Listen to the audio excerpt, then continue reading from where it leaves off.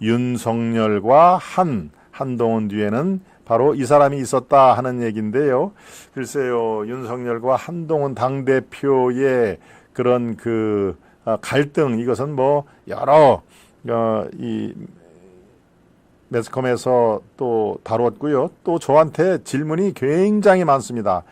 이 총선 지나고 윤석열 대통령과 한동훈 당시 비대위원장이죠. 지금은 이제 후보를 거쳐서 당 대표가 됐는데, 이게 진짜 뉴스에 나온 것처럼 그렇게 이 사이가 나빠졌습니까? 난 이해가 안 됩니다. 아니, 검사 생활을 서로 20년 넘게 같이 한솥밥을 먹고 이른바 분신처럼 여겼던 그런 두 사람이 무슨 일로 저렇게 거의 왼수처럼 그 얘기를 합니까? 이거 뭐가 잘못된 거 아닙니까? 라고 하는 그런 질문을 굉장히 많이 받습니다.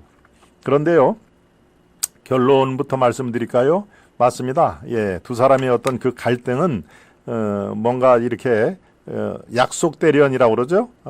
상대방의 우리 불특정 다수 국민들을 향해서 이렇게 한번 우리가 비춰지자 하면서 태권도의 약속 대련, 약속으로 내가 이렇게 치면은 살짝 피하고 다시 나를 공격을 하면 내가 이렇게 빗장거리를 할게라고 하는 약속 대련이 아닌가 하는 얘기가 있었죠. 실제로 언론에서도 약속 대련이라는 거 말도 나오게 했는데요.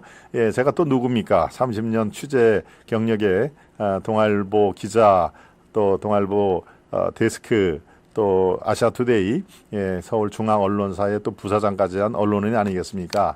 또 내가 또 실제로 총선에 출마를 하면은 당의 고위직하고 또 많은 또 식사도 하고 같이 환담을 나눌 기회가 꽤 있습니다. 그런데 결론은 맞습니다. 아주 심각한 갈등 관계가 있었던 게 사실입니다. 그 이유는 뭐 여러 가지가 있을 수가 있지요. 그런데 아니, 이제 쉽게 얘기해서 이런 것이죠. 당신이 누구 덕에 컸는데 라고 하는 게 이제 용산의 대통령 주변에서 얘기가 나오는 것 중에서 참 많이 컸다 하는 얘기도 서슴없이 나온 겁니다. 한동훈, 당신이 누구 덕에 컸는데 이제 와서 이 비대위원장을 한다고 우리의 아픈 이 환부를 도려내려고 그래? 라고 하는 그런 게 쉽게 얘기해서 그런 거죠. 그렇습니다. 문제의 한복판에는 여러분들이 짐작을 하다시피 대통령 부인 김건희 여사의 특검 관련된 그런 내용이 좀 있었죠. 그러니까 절대 김건희 특검은 있을 수가 없다. 왜? 특검 대상에 해당이 안 되니까 특검 자체를 거론하는 것이 그거는 영린을 건드리는 것이다. 옛날 왕의 이것을 건드리면은 왕은 당연히 그 건드린 사람을 처형을 일으키는, 그래서 이제 영린을 건드린다 하는 것이죠. 비늘입니다. 비늘. 영린이라는 얘기는 이 생선 고기의 비늘을 건드리지 말아야 될 그 아감이 있는 데까지 이게 치고 들어오면은 왕의 입장에서도 처형을 할 수밖에 없는, 그래서 바로 영린을 건드린다 하는 얘기가 있는데, 몇 가지 요인 중에 하나가 바로 여러분들이 아시다시피, 짐작을 하다시피 김건희 특검에 관한 그 이견, 그리고 결정적으로 이 눈높이에 맞지 않았다 하는 얘기를 했었죠. 눈높이, 김건희 특검은 일반 국민들의 눈높이에 맞지 않다. 그러니까 많은 분들이 특검이 자신 있다면은 특검을 수용해서 특검을 하면 될 거 아니냐. 그만큼 떳떳하다면은 이런 얘기를 한동훈 당시 비대위원장이 국민의 눈높이에 맞지 않는 점이 있었다라고 하는 그런 얘기가 용산, 특히 윤 대통령의 측근으로서는 이건 묵과할 수가 없는 상황인 것이죠. 그러니까 많이 컸다. 한동훈이 네 많이 컸다 하는 얘기가 바로 이제 거기서 나오는 건데요. 양 진영이 거의 이제 당시에 총선을 앞두고 거의 뭐 전면전 비슷하게 양상이 되지 않았습니까? 그 중에 하나가 여러분 기억나시죠? 마리 앙뚜아네트를 연상케 한다 하는 얘기를 했습니다. 그 당시에 한동훈 비대위원장 시절에 비대위원으로 영입이 됐던 김경률 회계사, 뭐 지금도 사실 설왕설래를 많이 합니다. 아직도 이 좌파 생각을 하고 있다라고 또 공격을 많이 받는 사람이 왜 유독 그 한동훈 대표 주위에는 그렇게 좌파적인 그런 그 언행을 버리지 못하는 사람들이 많냐? 그 중에서 김경률이 있고요. 한동안은 이 한 대표 쪽에서는 물론 부인을 하지만은 진중권의 어드바이스를 조언을 받는다 하는 얘기도 있었고요. 몇몇이 이른바 좌파의 그 생각과 언행을 하는 분들이 아직도 많이 있다라고 이 공격을 받죠. 물론 한동훈 그 대표는 그거에 대해서 그 인정을 하지는 않습니다. 내 주위에 많은 생각이 다른 사람들이 많이 있다 하는 얘기를 하죠.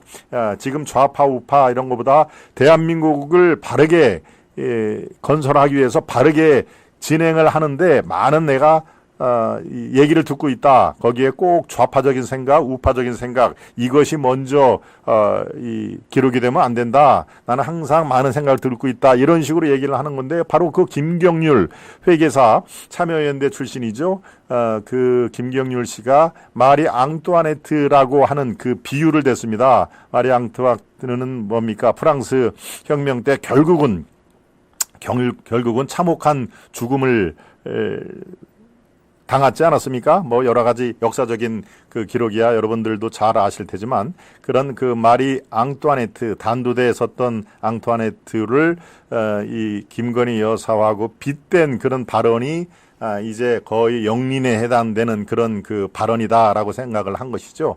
그렇습니다. 이제 그런 것들이 촉발이 돼서 이 한동훈과 그 윤석열 대통령이 상당히 거의 우리가 뭡니까 수첩에서도 이름을 지운다고 하는 그런 얘기가 있듯이 식사를 같이 하자라고 초대를 해도 지금 몸이 안 좋다라고 거부를 한 적이 바로 있었습니다. 총선 끝나고 나서 한 4일째 되던 때에 식사 초대를 했죠. 그러니까 총선이 저도 참여를 한 총선의 결승까지 올라간 그 총선에서 참패로 결론이 난 상황에서 두 사람과의 관계는 더욱더 걷잡을 수 없이 급랑 속으로 빠져들어갑니다. 그런데 여기에서 또다시 변수가 하나 생겼죠. 이제 당대표를 뽑는데 전당대회 때 바로 이 한동훈이 나오느냐 안 나오느냐 갖고 엄청나게 크게 시끄러웠지 않습니까? 처음에는 이번에는 전당대회 한동훈 그 전 비대위원장이 당대표로 안 나설 것이다 라는 그런 분석들이 더 있었죠. 왜? 총선 기간과 4월 10일 날이고 이게 7월 24일이었으니까 어떻게 됩니까? 불과 100일이 조금 지난 그 상황이기 때문에 너무 짧다. 참패를 인정하고 본인이 모든 책임을 지겠다라고 비대위원장을 내놓는 그런 그 상황에서 100일이라는 기간은 참회에 너무 짧은 시간이었다. 그러니까 한동훈 비토론이 거기서 나온 겁니다. 한동훈은 이번에는 안 된다. 다른 언제든지 쓸만한 그런 제목은 제목인데 이번에는 너무 기간이 짧아가지고 이번만은 안 된다라고 하는 그런 것들이 있었습니다. 용산에서도 이런 얘기가 나왔죠. 어떻게 한동훈이 또 나오려고 하느냐. 총선을 그렇게 말아먹고 하는 이런 말아먹었다는 그 표현 자체가 여기저기서 뭐 비공식적으로 많이 얘기가 나왔는데요. 바로 그렇습니다. 이제 총선을 누가 말아먹었느냐라는 그 원죄론이 있죠. 이 윤 대통령을 비롯한 그 일각 세력에서는 바로 비대위원장이 모든 것을 다 틀어주고 했지 않느냐. 비대위원장이 원죄가 있다라고 얘기를 하는 것이고요. 한동훈의 비대위원 쪽에서는 무슨 얘기냐. 이걸 디테일하게 들어가서 한번 봐라. 김건희 있고 또 윤 대통령의 어떤 그 몇 가지 뭐 여러 가지가 있지 않습니까? 그 중에서 하나 호주 이종섭 대사, 황상무 수석 그 발언, 또 대파 사건, 또 뭐 수습도 못할 의료 대란 뭐 이런 것들을 이제 막 끄집어내면서 자 한번 보라. 나도 책임이 있지만 이건 공동 책임이 아니냐. 그리고 굳이 따지자 보면은 어떤 세력이 더 많은 그 총선 참패에 영향을 미쳤냐라고 이제 감정 싸움이 엄청 심하게 대립이 되지 않았습니까? 그런데 그 뒤의 결과는 여러분들이 잘 아시는 대로 출마를 했죠.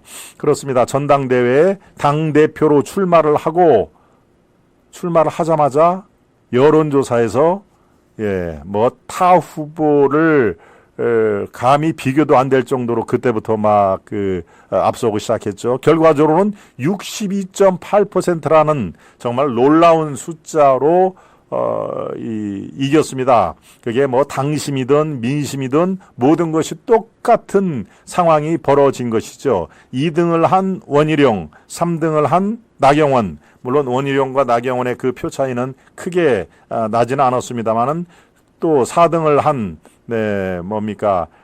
인천의 상현 후보 세 사람의 표를 다 합해도 한동훈 득표를 따라가지 못하는 상황이 벌어진 것이죠. 자, 상황이 이렇게 됐습니다. 제가 지금까지 총선 이후에 나타난 갈등 양산의 그 원인과 전체적인 윤곽을 여러분께 말씀을 드린 이유가 있습니다. 바로 두 사람의 관계가 이전만큼은 확실히 아니다. 그러고 자꾸 삐걱삐걱하는, 그리고 서로 눈을 맞추면서, 예전에는 눈을 맞추면서 뭐 아주 반갑게 악수를 하고 그러지만 어떻습니까? 잘 보시면은 그렇게 애써 눈을 맞춰도 이전처럼 그렇게 아주 우호적인 그런 게 안 되는 것이죠. 사람이 원래 그렇지 않습니까? 아주 관계가 좋다가도 의가 상하면 다시 재회를 하고 해도 뭔가 서먹서먹하고 이전의 관계가 회복이 잘 안 되는 그런 상황이 비일비재한데, 바로 지금 우리의 정치사에 약간의 비극이라 할까요? 지금 집권당의 이 대통령, 그리고 집권당의 대표, 이 두 사람의 관계가 애증 관계로 이렇게 지금 흘러가고 있습니다. 그런데 최근에 잘 생각해 보십시오. 최근에 두 번 잇따라 만났습니다. 한 번은 전당대회가 7월 24일인데요. 하루 지나서, 전당대회 결과가 끝나자마자 하루 지나서 바로 용산에서 삼겹살 파티가 있었죠. 이것도 굉장히 사실은 이례적입니다. 대개 끝나고 한 일주일 지난 다음에 이제 수고했던 사람들, 또 후보들 뭐 다 이렇게 해서 이 실내에서 식사 한번 하고, 또 건배 한번 하고, 또 카메라 기자들 다 찍을 기회를 주고, 이런 게 지금까지 거의 판에 박힌 그런 상황이었는데, 이 장소도 그렇고요. 또 하루 만에 그 회동이 이루어졌다라는 게 상당히 이례적입니다. 이것도 저도 기자 생활하면서 그렇게 빨리 이루어진 그런 회동을 보지는 못했는데요. 여기서 끝나지가 않았습니다.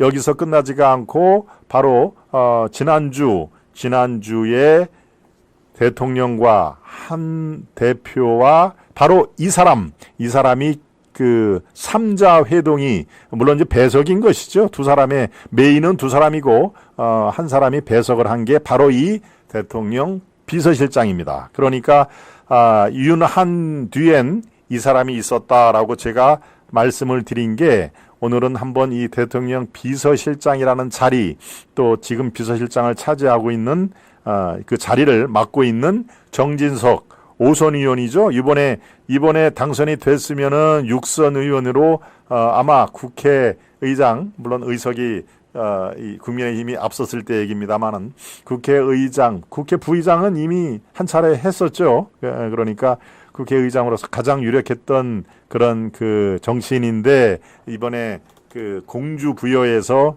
낙선을 했죠. 그런데 정치인이 비서실장을 맡아보니까 이게 다르네 하는 얘기가 그래서 나오는 겁니다. 다르네. 바로 직전에는 어떻습니까? 이 윤 대통령이 집권한 이후에 초대 비서실장이 김대기 비서실장, 그리고 두 번째 비서실장이 이관섭 비서실장, 두 사람 다 관료 출신입니다. 한 사람은 기획재정부 출신이고요. 한 사람은 산업통상자원부 출신입니다. 두 사람이 관료 출신이다 보니까 관료의, 물론 일을 아주 꼼꼼하게 하고 또 예측 가능성이 있고 하는 그런 것들이 관료의 특징일 텐데, 여기에서 이 틀에 박힌 딱 그렇게 네모 안에 FM대로 한다고 그러죠. 군대 갔다 온 분들.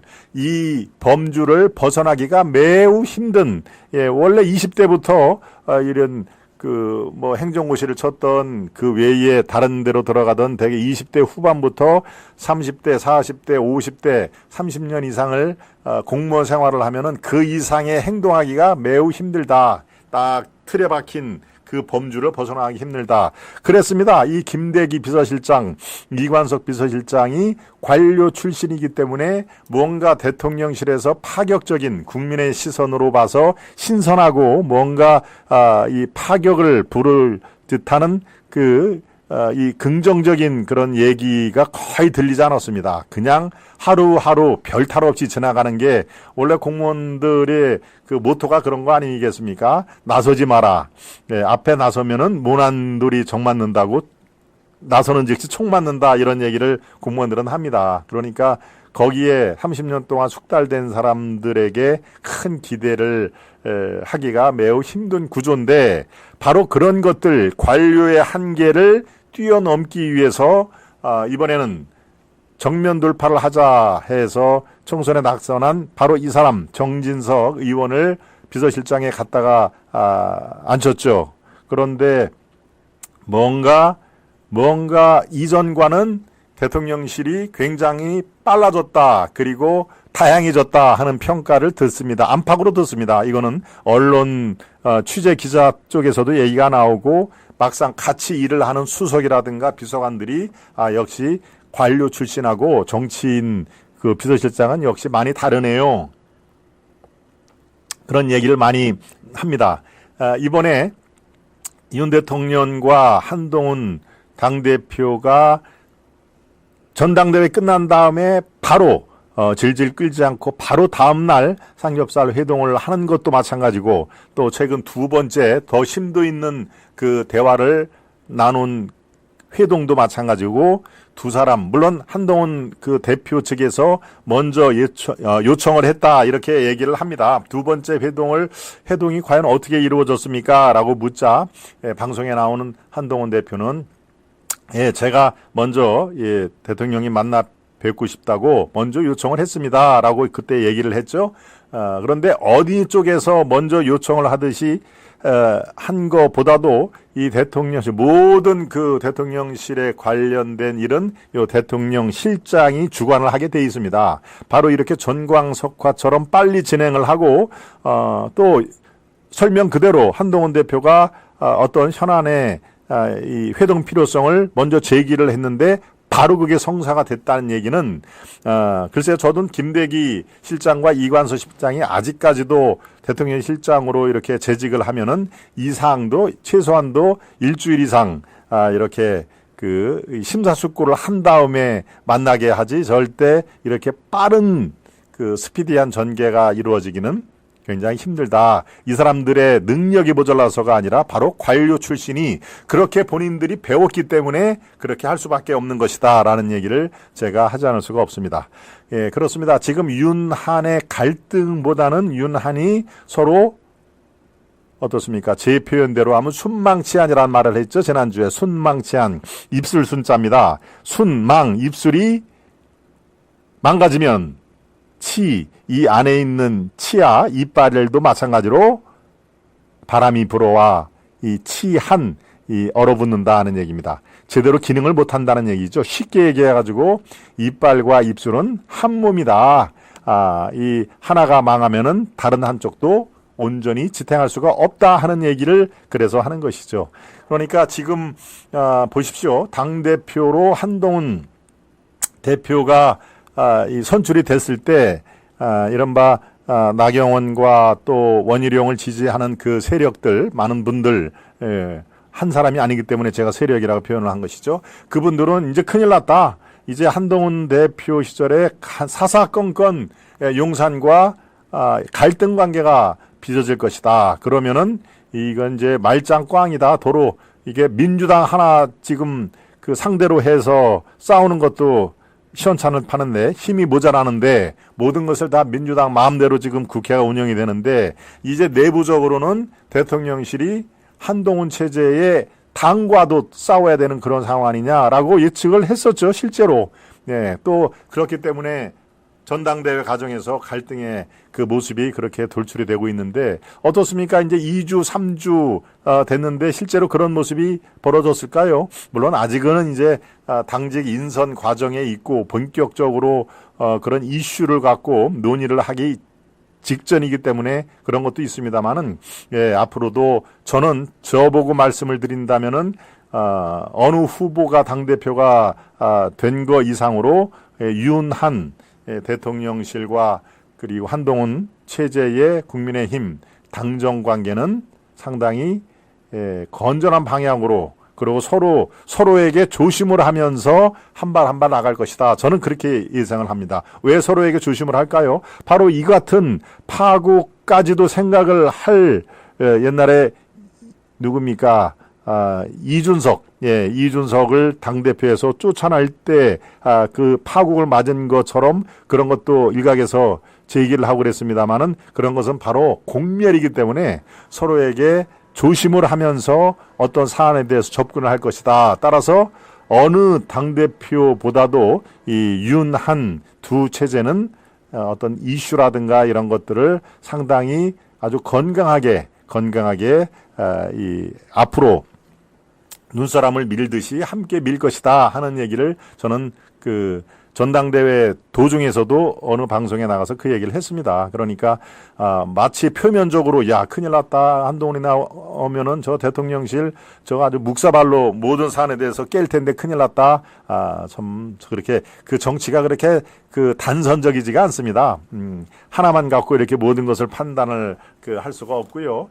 그래서 종합예술이라고 하지 않습니까? 그래서 그런 갈등 관계를 겪고 봤기 때문에 그리고 그 갈등 관계의 뿌리가 무엇인지 양측이 잘 알기 때문에 어떤 그 김건희 특검이라든가 이런 정말 민감한 이슈에 대해서도 훨씬 더 조심조심하게 하나씩 다룰 것이다. 그런 의미에서 순망치안이라는 그런 그 격언을 누구보다도 두 사람이 다 잘 인식을 하고 그래서 더욱 건강한 관계가 형성이 될 것이다. 저는 그렇게 판단을 합니다. 여러분의 생각은 어떠신지요?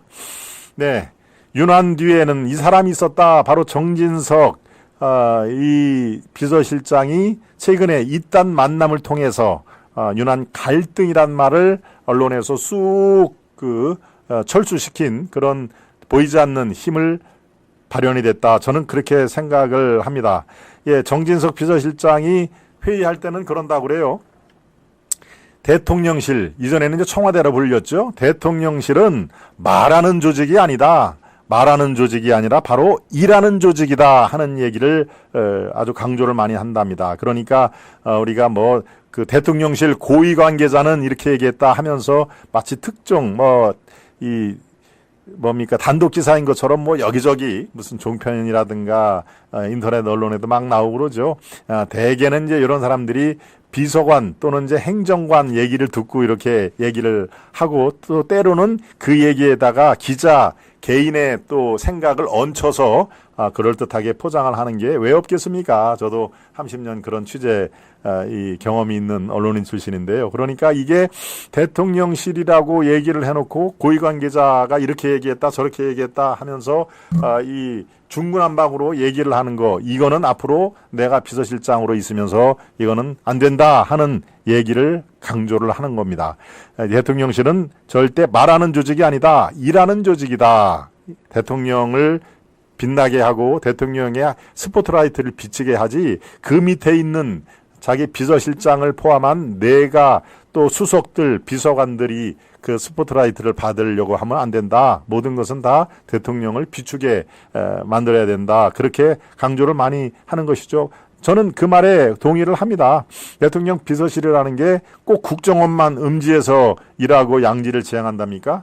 음지에서 일하고 대통령을 더 성공한 대통령으로 만들게 하는 게 바로 대통령 비서실의 역할인 것이죠. 그런 의미에서 스탠스를 정확히 잘 짚었다. 대통령실은 말하는 조직이 아니다. 일하는 조직이다. 그러고 그 외부의 얘기를 할 때는 반드시 대통령 또 대변인이란 그 공식 직함이 있고 그 위에는 또 비서실장인 나를 거치는 게 바람직하다. 이런 얘기를 많이 했습니다. 정진석 얘기를 딱 한 가지만 더 하겠습니다. 이렇게 첨예하게 갈등 국면에서 역할을 수행한 게 이번이 처음이 아닙니다. 14년 만에 분열된 양상이 한 번 있었죠. 정진석 잘 기억해 보시면요. MB 때 뭡니까? 세종시 원안 통과냐 아니면 일정 부분 변화를 해야 된다라고 MB와 박근혜 당시 MB 대통령 때 박근혜는 사실상 당대표 이상의 실권을 쥐고 있던 상황 아니겠습니까? 그런데 국회에서 MB가 내놓은 세종시 수정안에 대해서 당대표인 박근혜 대표가 공식적으로 반대하는 그런 스피치를 합니다. 그래서 MB와 박근혜는 넘을래야 넘을 수 없는 이제 큰 협곡이 존재를 한 아주 갈등 국면에서 바로 이 정진석이 또 역할을 합니다. 그 당시에 정진석은 국회의원이었는데요. MB의 특명을 받고 국회의원 배지를 떼고 청와대 정무수석으로 옵니다. 정무수석. 너 정무수석 할래? 국회의원 할래? 라고 하면은 속으로는 당연히 국회의원 하고 싶겠죠. 그런데 당시 상황이 워낙 안 좋고 정무수석에 적임자가 없다고 하자 당신 내 말 좀 이번에는 들어줘. 부탁 좀 들어줘. 지금 국회의원이지만 국회의원 다음에 하고 이번에 정무수석 좀 맡아줘. 라고 해서 실제로 정진석은 국회의원 배지를 떼고 정무수석으로 돌아옵니다. 이게 쉬운 결정은 당연히 아니죠. 그런데 바로 이 정무수석 정진석이 MB와 박근혜 대통령을 또 회동을 성사를 시킵니다. 그러니까 어떻습니까? 이번이 처음이 아니죠. 아주 중요한 그 시기에 이렇게 중간 다리를 잘 가교 역할을 해서 이 갈등 국면을 단지 봉합이 아니라 봉합은 임시방편 봉합 땜빵을 하는 게 봉합이죠. 그 봉합이 아니라 원천적인 갈등의 요인을 제거를 하는 그런 역할을 이번에도 수행을 했다라고 하면서 여의도 정계에서는 야 정진석이 역시 이 5선 의원으로서 관록이 있네 하는 얘기가 여기저기서 나오는 그런 상황입니다. 그래서 오늘은 그렇습니다. 오늘은 이 윤한 뒤엔 바로 이 사람이 있었다라고 하는 이 사람에 대해서 옛날 자료까지 제가 들춰오면서 정진석 현재 대통령 비서실장을 여러분 앞에 이렇게 낱낱이 한번 분석을 해봤습니다.